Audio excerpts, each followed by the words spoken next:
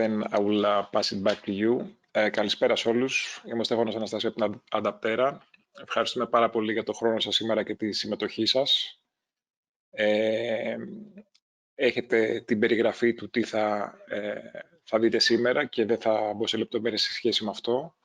Αυτό που θέλω να πω είναι ότι γενικώς αυτό που βλέπουμε όντας μια εταιρεία που ασχολείται πάρα πολύ με το visibility και το monitoring είναι ότι πλέον οι απαιτήσεις της σύγχρονης ψηφιακής εποχής μας έχουν φέρει στην ανάγκη να περάσουμε από τα πιο παραδοσιακά monitoring συστήματα σε πιο real-time λύσεις. Αυτό είναι που θα δείτε σήμερα, πώς βάζοντας μέσα στην εικόνα του visibility την πληροφορία από το δίκτυο, από το traffic του δικτύου, μπορούμε να έχουμε καλύτερες λειτουργίες τόσο σε επίπεδο network operations, κυρίως όμως security operations, που είναι και το θέμα του σημερινού event. Αυτό που έχει νόημα νομίζω να γνωρίζετε είναι ότι τις λύσεις που θα δείτε τις έχουμε υλοποιήσει σε αρκετούς πελάτες, έχουμε ασχοληθεί πάρα πολύ, άρα αυτό που θα δείτε σε επίπεδο PowerPoint και demo είναι κάτι που εδώ στην Adaptera έχουμε ασχοληθεί πάρα πολύ, το έχουμε υλοποιήσει σε αρκετά απαιτητικά περιβάλλοντα, ίσως όχι ακριβώς στο flavor που θα σας δείξουμε σήμερα. Οι δυνατότητες πάντως υπάρχουν και σε επίπεδο συνεργαζόμενων εταιριών, όπως η Keysight και η Flowmon, αλλά και σε επίπεδο τοπικής προστιθέμενης αξίας. Σας ευχαριστώ πάρα πολύ. So, John and Lubos, back to you. Thank you very much, Stefanos. Okay, hello everyone. My name is John Adams. I'm joined here with Lubos from Flowmon. Today we're going to be speaking about how to enhance and help automate your cybersecurity solutions with Keysight's visibility architecture and Flowmon's collector and anomaly detection system.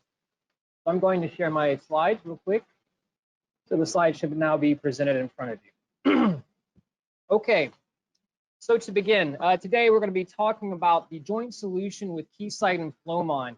And where this comes together is Keysight helps in enabling access into traffic, filtering and making efficient this traffic before we send this traffic to devices such as Flowmon to do your investigation and understand what's happening in your environment from a security or network performance monitoring standpoint. So where Keysight will come in is at first we will start with taps or spans, or any type of traffic, net flow traffic that would come towards a network packet broker. This packet broker will act as infrastructure that will allow you to make efficient the traffic, do some interesting things to that traffic. Maybe it would be cut extra bytes off the end of it because I don't need this extra data. I only want to have specific IP ranges in my investigation, so I'll send only that traffic to my devices. Or I'll use IPFix NetFlow to enhance and enrich my data, so I can add in also some extra values from Keysight's threat intelligence, which would end up being geographical information, the threat intelligence about malware and signatures we might recognize as the traffic passes through our device. And I'll talk about a little bit more how that threat intelligence has been realized from our side. But at the end of the day, we come into creating a no-load solution to the environment with taps that leads to a network packet broker that will not create any load from a span port or have misconfigurations that will potentially harm your production network. This will also be controlled by your security team, meaning they won't have to call and wait for a month or 2 months to talk with their production team to understand when they can change or how they can change. This is their equipment to do their job. And in thus, we can get to the most important piece. Mean time to resolution can be reduced from that big 80–85%. And we can just focus on getting our job done as quickly as possible. So as I was saying before, I'm going to first talk about the theory in a couple of different layers. The first layer being the access layer. So Keysight has physical taps, so we'll actually take the transmission from the fiber line as it's going down the wire, meaning there is no lower solution to this. This is the actual transmission. It will include your CRC errors to also help you understand when retransmissions are, or why retransmissions might be occurring inside your environment. This is not something that would come from a span port, for example. With that from the wire, we also need to understand the east-west traffic, or all the traffic inside of our virtualized environments, whether they reside inside hypervisors, public clouds, or your containerized solutions as you may have. In any case, Keysight will have a way to extract that traffic, do even a certain amount of filtering in that virtualized environment to reduce bandwidth before we bring it to the wire, leading northbound, as you see, to our network packet broker. So the network packet broker will act as a control layer, the infrastructure to allow multiple lines of tap traffic to be fed into this device. And then from that, where you might have hundreds of gigs of traffic, filter down to the most interesting or most necessary items that are necessary for the devices that you have in place. So as you see here, you might have security tools, performance monitoring tools, or specific tools that are just focused on specific types of the deployment, such as maybe just web application security. So in that type of case, the only thing I'd want to send to it is web traffic. And thus, if I can reduce the amount of traffic going to it, I can increase the lifespan of these devices. I might not need to change the speed of these devices from, say, 1 gig to 10 gig, even though the speed of my environment changes, because the packet broker will allow me flexibility to, again, make traffic efficient and move it where I need to in the easiest and most flexible way possible. So this right here is an example of a fiber tap. This is, let's say, the most traditional tapping type methodology from Keysight. As I said before, this will be an actual transmission coming from the line where we have the traffic going in ports A and ports B, meaning we have a simplex transmission coming from both sides, leading to the 2 simplex transmissions going to our monitor ports A and B on the right, which gives us full duplex traffic. As I said before, this is the actual transmission. It will include CRC errors, and this will give you the most visibility into that environment without ever having to change. Think of it as a water faucet that's been turned on, and you can just take what you need as you need it. Instead of always trying to build more into the environment, reconfigure it to help you grow, just have all the resources available to you now. So depending on your environment, you're going to have specific type of speeds. One big thing to notice from this is we have everything from 1 gig going to 100 gig native devices. With that, there's going to be a couple of different deployment scenarios where you might use a edge device, which is generally used for aggregating large amounts of traffic, say from a branch office, and then send that traffic, say 40 gig across the wire to the Vision X at your corporate data center, where you're going to have a centralized visibility solution. So as I said, with each of these devices, we're going to have specific hardware installed to allow us to reach specific features we need to enable our visibility environment. So the edge devices that don't include the little S that you might see on there, we'll say S is for special. The edge devices without the S will only be able to do the most basic network packet broker feature sets, meaning I can aggregate traffic. I can filter traffic and move it around, but I will not be able to manipulate or cut or do physical changes to the traffic. As soon as we get into the Edge 1S, Edge 10S, that S, you could call it special, we have proprietary hardware installed, and a goal from Keysight is to always use as much FPGA technology to ensure no drop. That is the paramount situation for us. Any potential drop leads to a potential missed threat. We cannot allow such a thing to occur. So when we get into these Edge 1S, Edge 10S, we will be able to do things like header stripping, data masking, and net flow generation. From there, we have the Vision 1, the Vision X, and 7300, which allow us to get all the way into the app stack, the secure stack, the trade stack, all these variations of deployments we have available. But this will include deep packet inspection, the addition of our threat intelligence, and the creation of NetFlow IPFix data. So real quickly, talking over network features. As I said, starting at the very bottom, we have the net stack, and this is what you would expect from any packet broker. So this will be those original edge devices on the far left of our previous slide. They're going to have aggregation, filtering, regeneration, load balancing. One key nice item to note, the auto filter compiler. This is a patent from Keysight, originally Ixia, in which you will not need to manage a filter list to get the job done. You're not going to need to learn a new syntax to get your job done. We're going to give you very intuitive UIs that are going to build this filter list for you. I can tell you from personal experience, before I was doing development support with Ixia before Keysight, even NetOptics before Ixia. And during that time, NetOptics had a packet broker that used a filter list. And I can tell you 80 to 90% of my time in support was spent reading through thousands and thousands of filters to try and find that one mistake that's sending one type of packet in the wrong direction.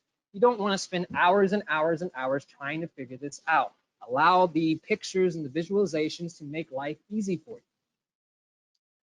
So as I said, as we go up into the different stacks, packet stack, we start to get into data manipulation and allowing us to make do more interesting things for our tools in the back end. So the deduplication feature will come in where I may have taps in several places inside my network. And this might be done for a network performance monitoring deployment because I want to understand latency through each network segment. But when it comes to my security deployment, I don't need 10 copies of the same packet just to tell me there's a transmission coming from outside in. I only need one. But I need to support both of these deployments at the same time. So I'm able to send all that traffic via aggregation to my network performance monitoring tool, and then deduplicate that traffic and send the rest, send the original copy to my security monitoring tool. So now I have efficiently deployed both of these scenarios, and they can work without causing each other problems. So with that, talking about network performance monitoring, we'll get into timestamping. PTP timestamping would have very accurate counts of how much latency occurs as you pass through, say, from your edge to your backend servers, through specific routers and switches or firewalls, any of the situations that you could imagine. With that, we have packet trimming, protocol stripping. The packet stack is programmed to understand headers. So it can say, okay, once I get to this header, I'm going to have this X byte offset. I'm going to chop everything from here because it's not necessary for me for this type of deployment. An example might be voice auditing or SIP auditing. I don't need all the data involved in that. I just need the SIP headers. So with that, as I said, the packet stack is mostly interested in headers. So when data masking is occurring here, as you may have noticed, it's listed twice. As data masking is occurring here, this data masking is again associated to start at specific header, go to byte offset, and then create a character, maybe an X or a period from that point forward. And this might be used for, say, zero trust situations, zero trust deployments, where you don't want to have sensitive data getting to your technicians. They still need to be able to audit, monitor, and maintain the network, but we can't create potential security holes for ourselves and malicious users because we never know. People are the most difficult thing to work around inside security environments, to be honest. So moving up, we can get into app stack. This is where we're going to get into deep packet inspection, layer 7 inspection, and we get into the application and threat intelligence platform from Ixia Keysight. So this threat intelligence is based off of a product called Breaking Point. Breaking Point, I'll speak a little bit more about later, is a product that Ixia has deployed for almost 20 years to test firewalls and IPSs. So we've had to take a lot of time to gather all the various attacks because we're a sandbox testing, or this device is a sandbox testing device. And since we understand how to recreate all these attacks, we thought to ourselves, well, if I can just get this signature to be checked as the traffic's flowing through our packet broker, we can give you this information about these attacks because we already know about it. We already test about it. And this would be the type of information that would be leading to the Flowmon device to give you that great analysis. Now with that, we'll have application filtering. As you might be, or you might know from a technical standpoint, it's kind of difficult to understand where traffic is coming from all across the world from an IP address standpoint. So you can do things like application filtering to say, I only want to see Microsoft 365 traffic, or Facebook, or YouTube, or even malicious applications that might be running rogue on your environment. And what you can find this because the app stack will have a way to dynamically learn applications on the wire so that we can say, hey, well, this application we don't recognize as a normal application, or maybe something new to some of the applications that are standing, but perhaps you want to build a filter and take a nice drill down into that traffic to understand what exactly is this, and is it necessary to be on your network, or should we just block this before it even gets inside? So with that, with the secure stack, we'll get into SSL decryption, data masking. The difference between data masking between these two stacks is that the secure stack, we will be able to use a regular expression. We'll be able to use a pattern being, say, a set of digits or numbers or values, which would equate to, say, an account number, a credit card number, some type of sensitive information that, once again, cannot be allowed to leak to our technicians and to our engineers. We still want to make all the application traffic available for investigation to understand how our web servers are reacting in certain scenarios, but we can't allow sensitive data to be leaked to everyone generally, or potentially having this sensitive data being held in a store that could be hacked.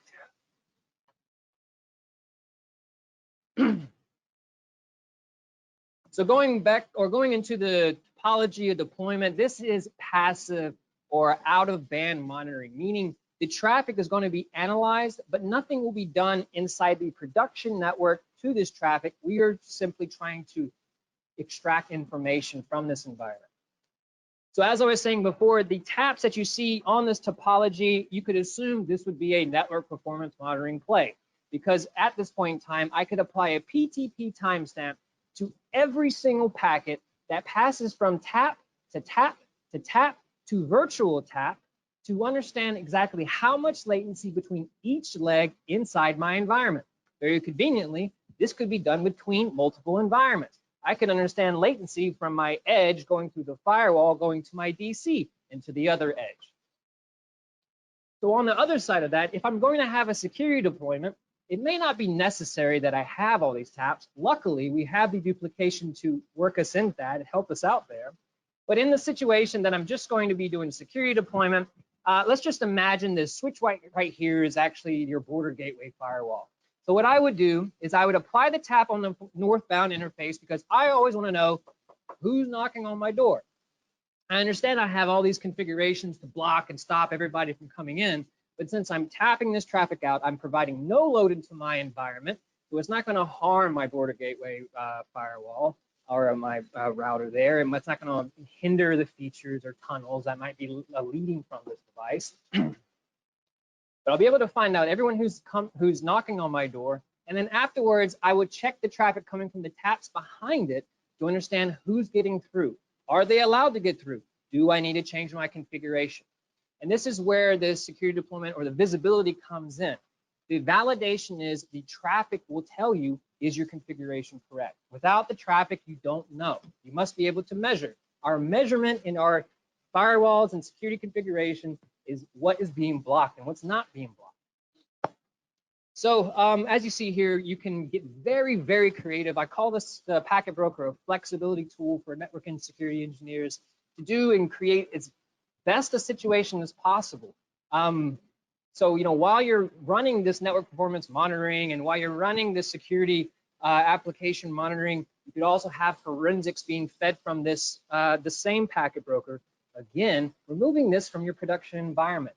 This can be very useful to you, and it's going to isolate everything, as you see to the right, outside of the production environment. This is your playground, your sandbox, and understanding of your production network, excuse me. So we've been talking about how to create visibility and extract data, and now we're going to talk about how to automate some enhance the cybersecurity part outside of the analysis that would be provided from Flowmon. Now, as I noted before, we spoke a bit about Breaking Point, which was a security testing platform developed by Ixia, been long run and still deployed now, but this was a sandbox testing tool.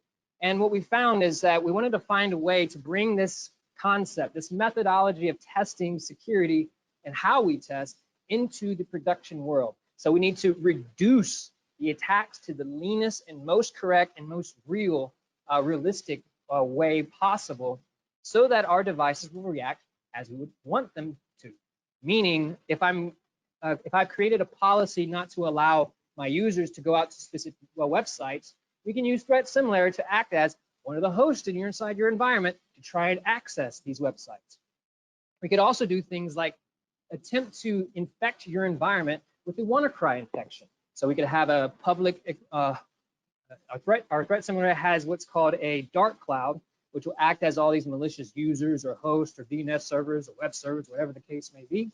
And this dark cloud will try to infect this agent, theoretically infect, it's all simulation, theoretically infect this agent to verify that your firewall and IPS is able to block this situation from ever recurring and do it on a hourly or daily basis.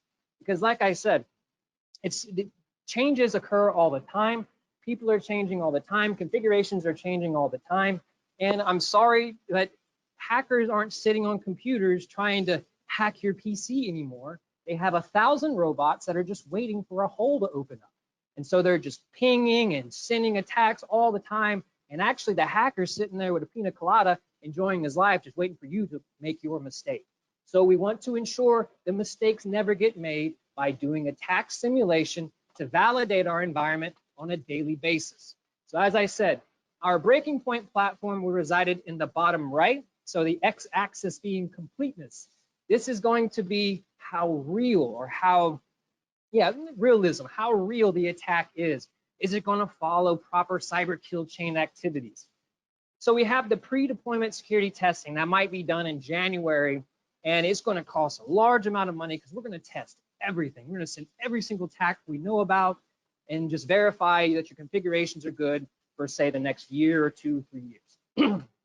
So from there, we have penetration testers and our red and blue teams that'll come in and out of various environments on a few months or a bi-yearly type situation to validate, well, was our security testing in the original sense correct? Is it still correct? And can we still have confidence that everything's working as it should be?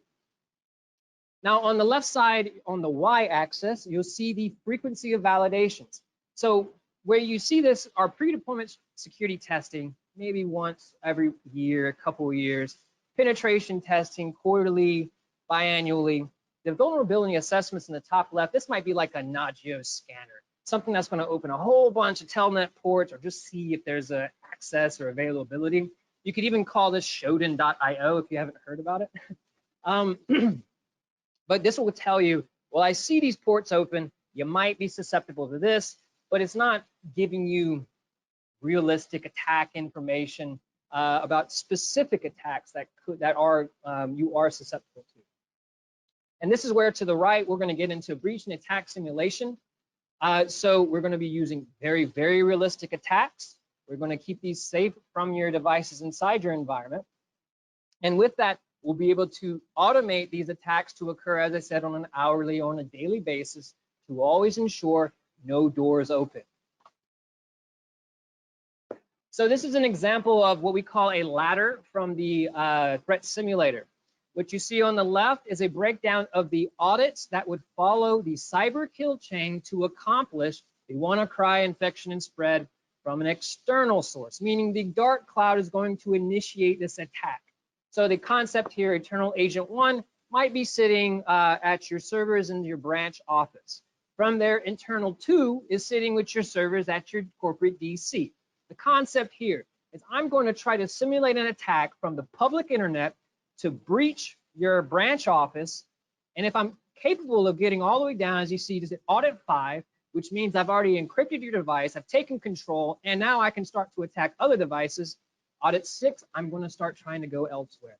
So the idea is you would deploy agents in various security zones to verify nothing will ever leak, that even the configuration, coming in or a lateral inside your business, all of this will always be secure, and you'll get a report about, on a daily basis, on a monthly basis, as you wish, to understand, are we still safe? Okay, from here, I'm going to pass over control to Lubo. Sir, give me one moment.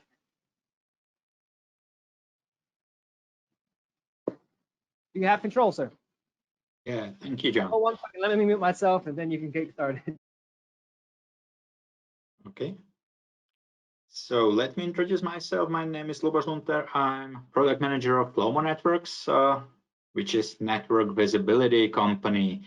Flowmon has been around for about 12 years. We are experts in IPFix and flow monitoring, and we are focusing on delivering visibility for network operations as well as network security teams. For that, our portfolio of our products contains Flow Collector, which is an appliance, either hardware, virtual, or a cloud appliance deployed in the network. And this is the appliance which is actually part of the joint solution with Keysight, as John mentioned at the beginning. When John spoke about visibility, it was from our perspective, it is enabling of the data, enabling to see what's going on in the network. Once this data comes to Flowmon, we use it to make the benefit for you in form of getting you alerted that something is wrong, getting your network operation team evidence that some operational issue is going to happen, or if it happens, how to solve it. And but also we use this data for the security teams by running machine learning algorithms over this IPFix and NetFlow data stored on the collector. So if you know the concept of NetFlow data or IPFix, it's basically a set of information gathered from the header, packet header. So you know the source, destination, IP address, port, protocol, timestamp, and many various fields. But the real benefit using this kind of solution is that the flow data is aggregated comparing to the whole PCAP or the whole packet capture, right? So if you imagine the data of 1 gigabit of traffic, you store it in the collector as 2 megabits of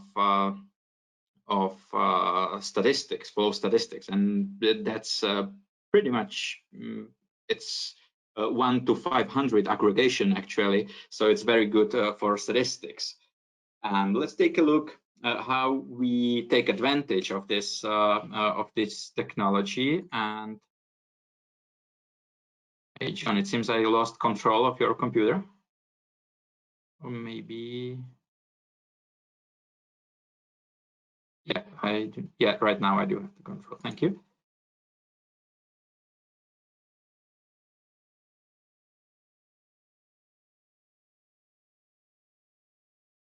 Yeah.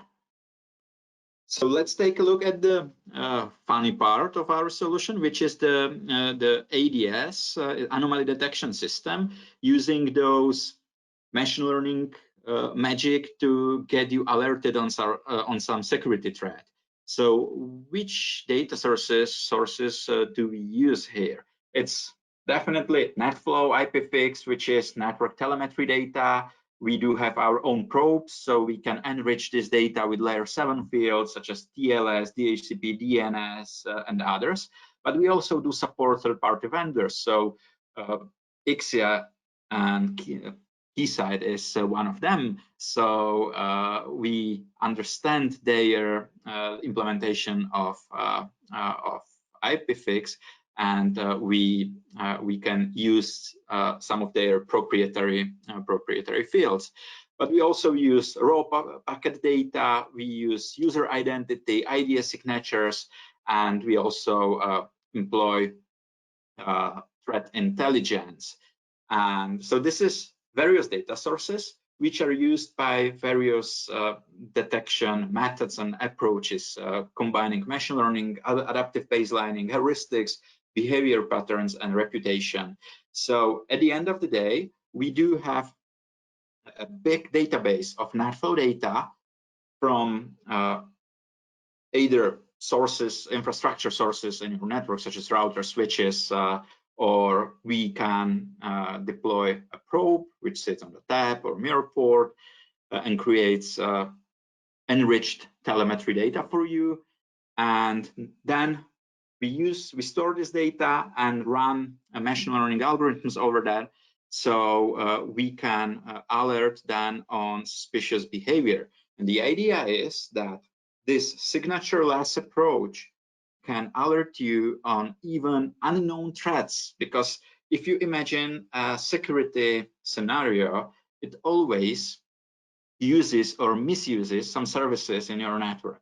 And if you learn what is normal in your network, if you constantly monitor what is going on in your network, after a learning period, you can just alert that something is different.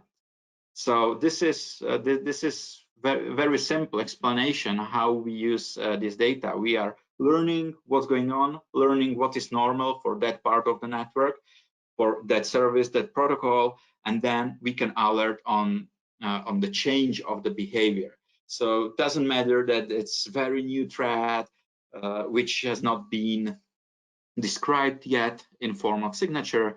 We can just show you the details that something went wrong. And speaking about the anomaly detection, sometimes you may see the claims about anomaly detection that, or which works like on the left side. It's in fact it's called a volumetric anomaly. This is not what I'm talking about. We do not rely on these volumetric anomalies, which are quite simple, and that is not rocket science to detect them. But Flowmon focuses on the small deviations of the behavior patterns, so we can then see that this endpoint or this server starts to behave different than in the previous time period. And once we have this data, we combine them on the dashboards. So you can create your own dashboard, either for network operations, security, or for some specific service which you are going to monitor. And from the dashboard, you can do the drill down deeper into the details. So our mission is to shorten the incident response time by providing reliable evidence about what happened in the network. So once you have stored this flow data, you can use it both for network operations, operational incidents, or security incidents.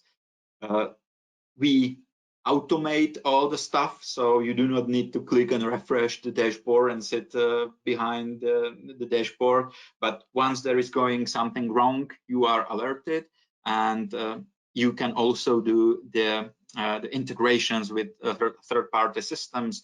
So, for example, the Flowmon ADS can be integrated with firewall or SDN controller. So once some incident is detected, you can instruct the firewall to make some quarantine or to block the suspicious host or other actions.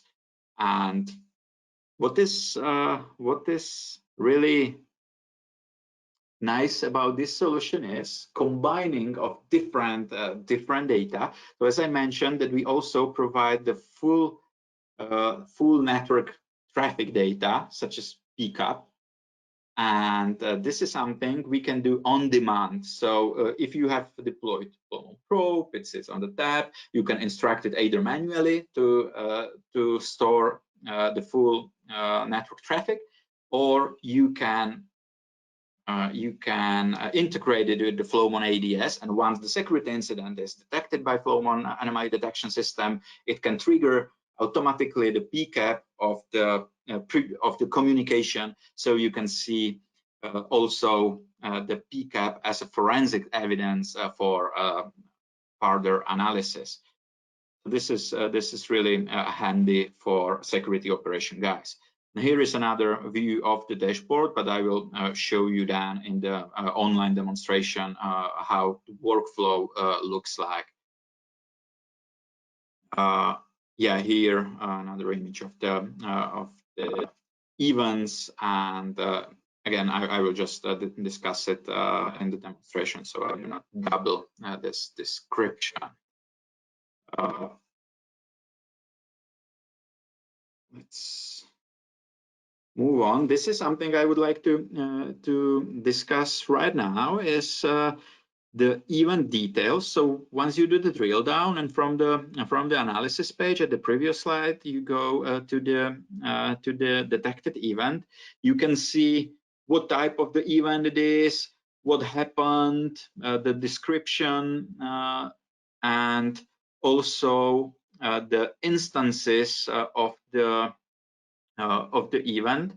So you can then track it in the time, and you can display related events to this particular event. So then you can track the scenario. So for example, if we had some attack which consists of port scanning, then it finds some open ports, then it tries some, for example, RDP dictionary attack after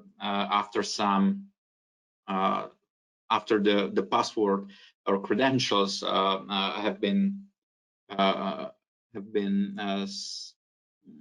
broken. You can see just following incidents such as misuse of the DHCP or DNS, when the attacker wants to steer the traffic to the computer, and then some lateral movement. So you can see it easily in one scenario.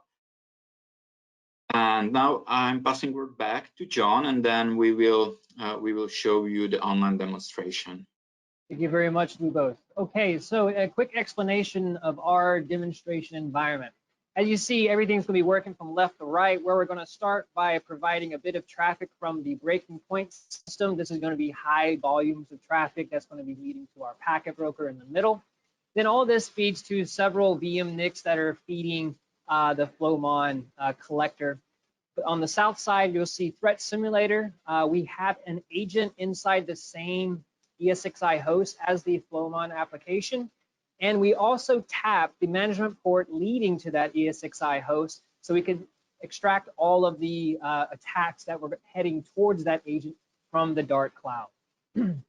Going to switch now my screen to the Chrome browser.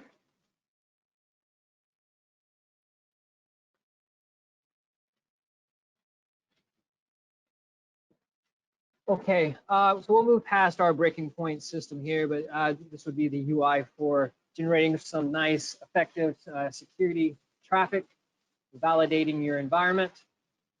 So from here, we have the Vision 1. This is the out of band, the passive diagram. There is a different diagram from inline solutions we could talk about with you another time, but this is for the topology I was speaking about before.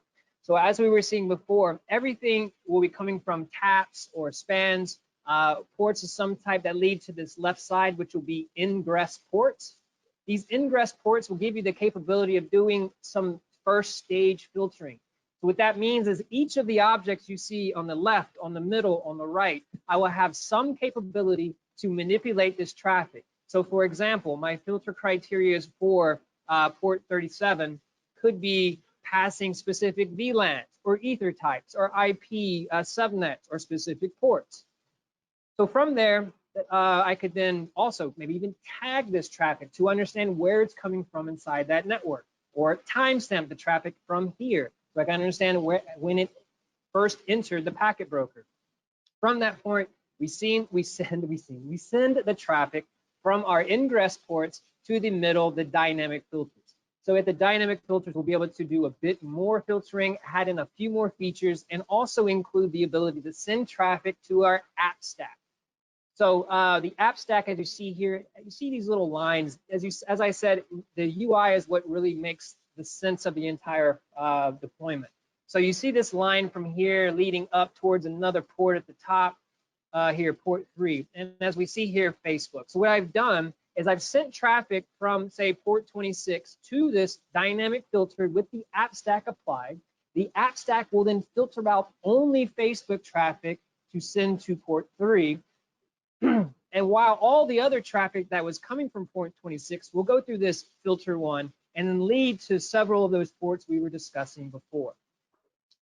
So as I said, we have AppStack to help you with real-time analytics. We're not there to collect the traffic and build the machine learning models and do the behavioral analysis, because we are passing traffic, but we're trying to improve the situation. We're going to give you a bit more intelligence about what's happening.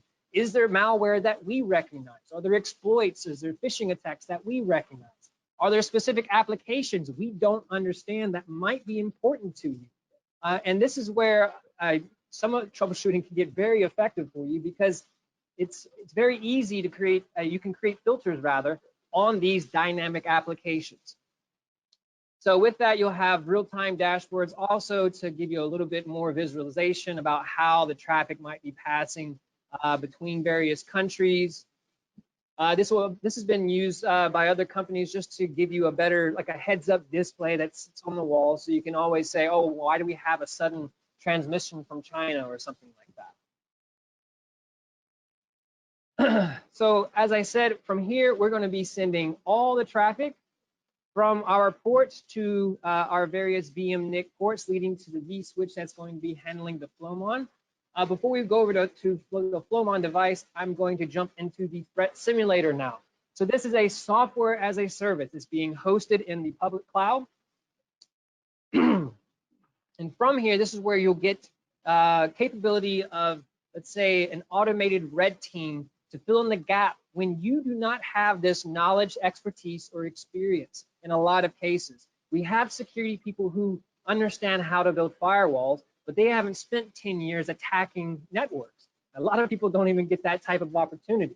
So the idea that I can give you here is not only we're going to automate all these various types of attacks, and we're focusing on Threat Simulator with the most important attacks. So when this loads, you'll see things like the CISA most top 10 server attacks or client-side attacks. We'll be able to do policy testing to see if traffic, or let's say browsers are trying to reach out to the public internet to malicious sites, for example. We'll be able to do things, as I said before, kill chain style attacks that'll follow the kill chain. And see here, we have both, say, like the WannaCry infection spread, as I was speaking about before.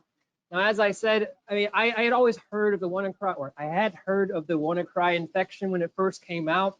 I have a lot of background and history of working with firewalls, but I had never personally knew what was the exact exploits and the exact ports and the exact process of how this attack was getting into my environment.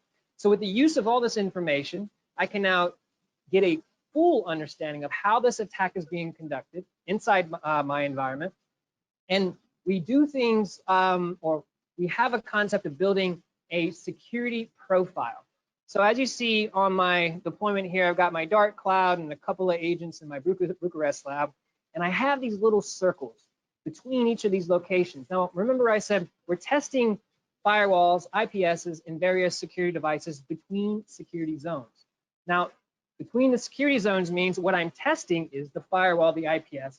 So I will build a security profile that will have the devices inside my environment. What this does is allow me to create some, call it security algebra with threat intelligence and some information we have from the vendors that we cooperate with. So for example, I could have a, let's say like an IBM IPS that's deployed.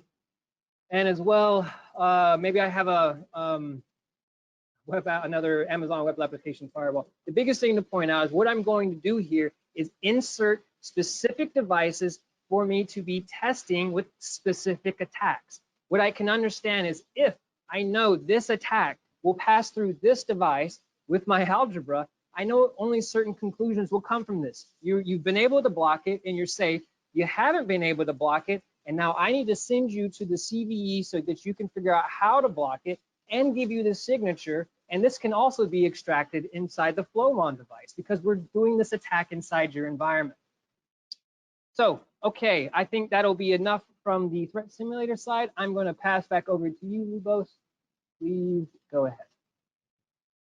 Okay, so let's start at the dashboard where you can see like joined information from the network operations part of the system and joining the information with the security part. So you can create a dashboard combining status information, whether your flow sources are alive. You can create your traffic lights widgets about the critical priority events or top priority events you have in the system.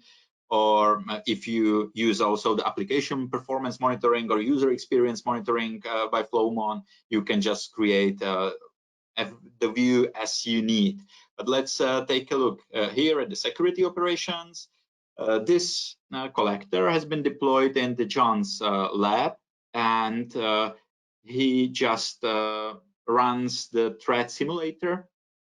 And so he feeds the collector with ADS with the threats. And so thank you, John, for feeding and giving us relevant data to present. And we have been or we discussed with John two days ago this demonstration, and we did some like refresh or reset of the learning period. So this is the result after 2 days learning period.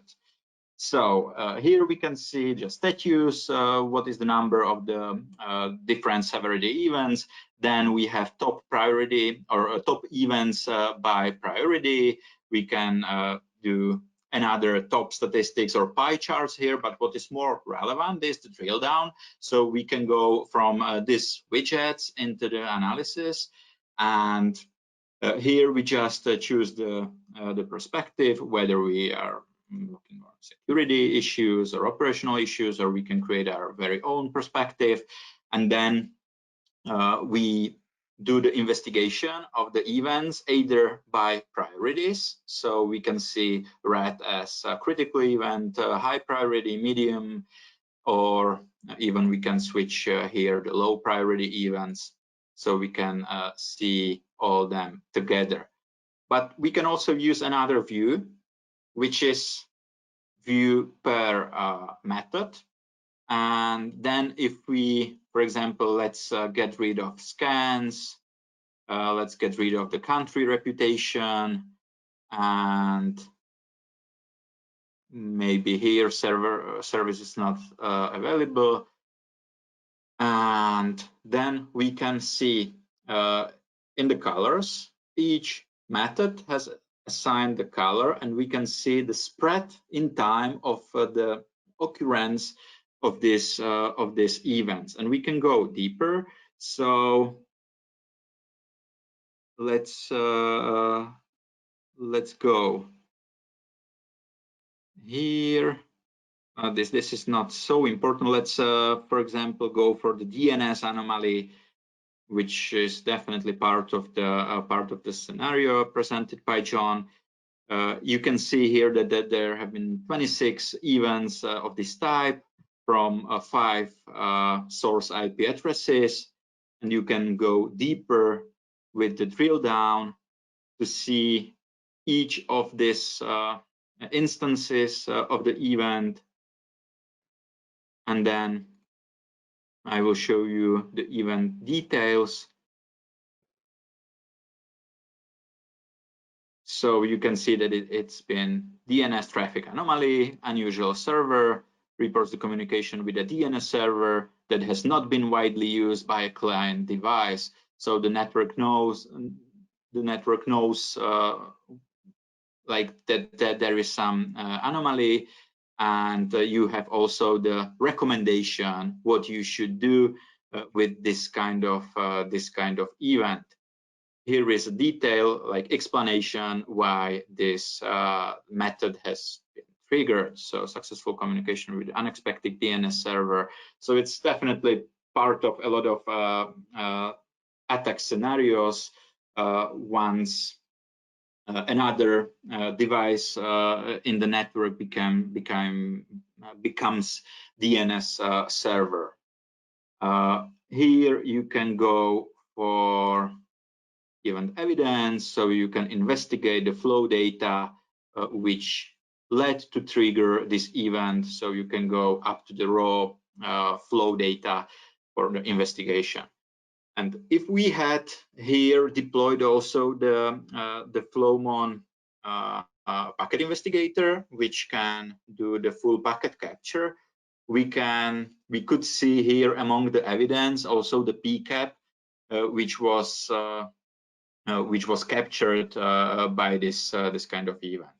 And we also do support for each event. You can set different like action or alert option, so that there is a combination of syslogs, SNMP traps, emails, or you can trigger your own script, or you can run some integration with a third-party system.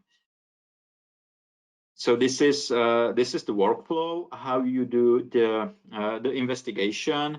Here another very common misused protocol is ICMP among the threats.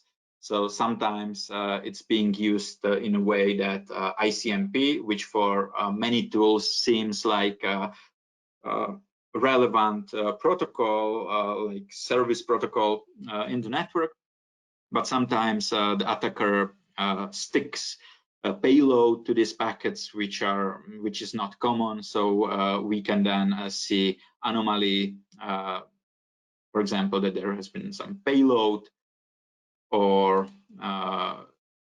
this is, yeah, let's go here for the details. In this instance, we can see that ICMP ping flood has been detected. So we can see also that the request has been sent to this number of devices, and 17 hosts were flooded. So this is everything you can see from the flow data.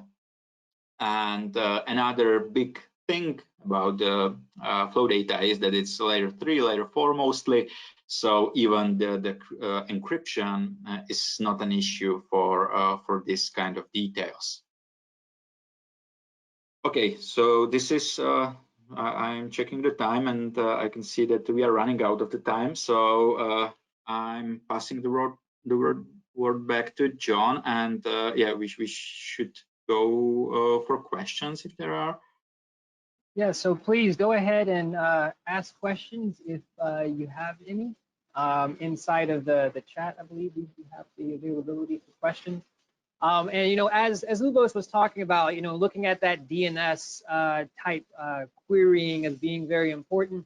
Probably as myself, I was not aware of this when I first was getting accustomed to this product and we started deploying this product. But we're going to take a look at that ladder real quick and follow the cyber kill chain of this WannaCry infection and spread. And you're going to find during, I think it's audit 3, the point of which you're going to be having problems inside your environment is when we see the DNS query. Okay, there it is. DNS query go out. So for example, command and control from the WannaCry infection and spread actually begins at audit 3, the third step in this, and we're going to be sending a DNS query out to our rogue DNS server that's going to send back that bad payload of information so it can encrypt your hard drive. It has, you know, and get further into your environment. So finding these anomalies is so very important, and it's very important to have various devices to extract and prove it to you that you are safe from this, that these DNS queries do make sense, or they might be rogue. From there, I'll go ahead and stop presenting now, and we can go into questions for these last couple of minutes. We can sit back for a couple, for a little bit more time if necessary. If not, please enjoy your day. Stefanos, would you like to say anything to close? Yes, that was very interesting. Thank you very much. Nothing from my side. Yeah, cool. I can see one question here.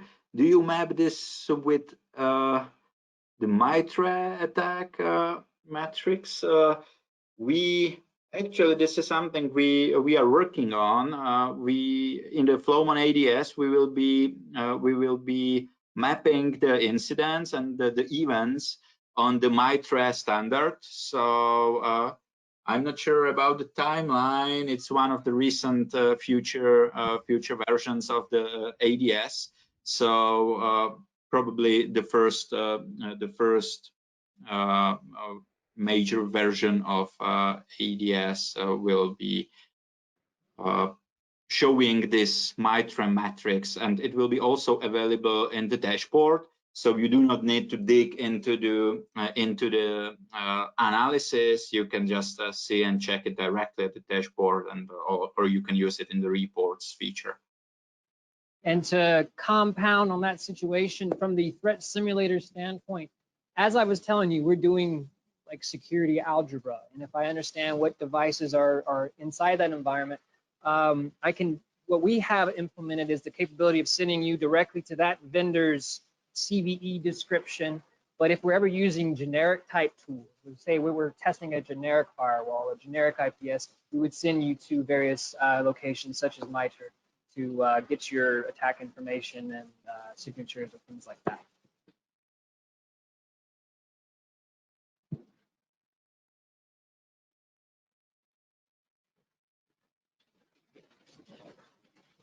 Okay, I believe there are no more questions. If that is the case, thank you very much for your time. Enjoy your day. We hope to hear back from you soon. Yeah, thank you very much.